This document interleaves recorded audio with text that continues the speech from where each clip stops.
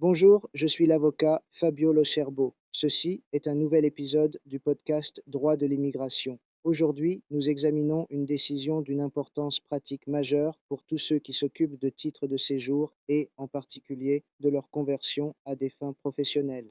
Il s'agit de l'arrêt numéro 58 de 2026, publié le 20 janvier 2026 par le tribunal administratif régional de Ligurie, qui a annulé une décision de la questure de Gênes ayant déclaré irrecevable une demande de conversion d'un titre de séjour pour soins médicaux en titre de séjour pour travail salarié. L'affaire est emblématique. Le ressortissant étranger avait présenté une demande de titre de séjour pour soins médicaux avant l'entrée en vigueur du décret dit Coutreau, avait ensuite obtenu un contrat de travail à durée indéterminée et avait sollicité la conversion de son titre.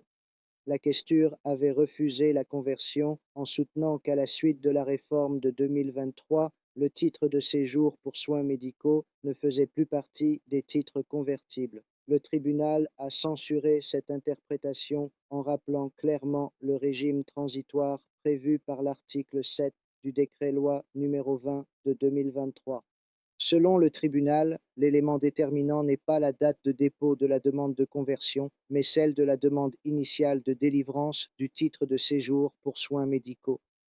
Lorsque cette demande initiale est antérieure à l'entrée en vigueur de la réforme, le régime juridique antérieur continue de s'appliquer, y compris la possibilité de conversion à des fins professionnelles. Cette interprétation est essentielle car elle protège la confiance légitime de l'étranger et évite que des retards administratifs ou des lectures excessivement restrictives de l'administration ne produisent des effets déraisonnables. L'arrêt apporte également une clarification sur un autre argument fréquemment invoqué par l'administration, la prétendue tardiveté de la demande de conversion.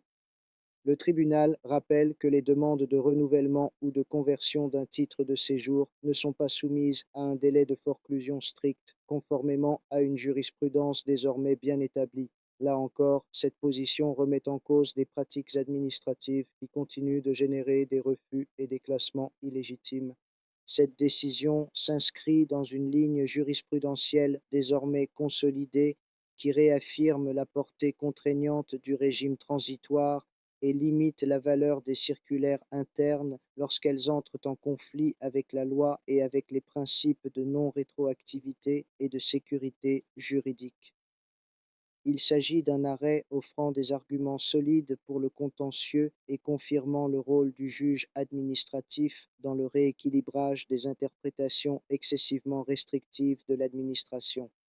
Pour approfondir ces questions, vous pouvez consulter mes articles sur mes blogs, écouter les autres épisodes du podcast Droit de l'immigration ou me suivre sur mes chaînes YouTube et TikTok.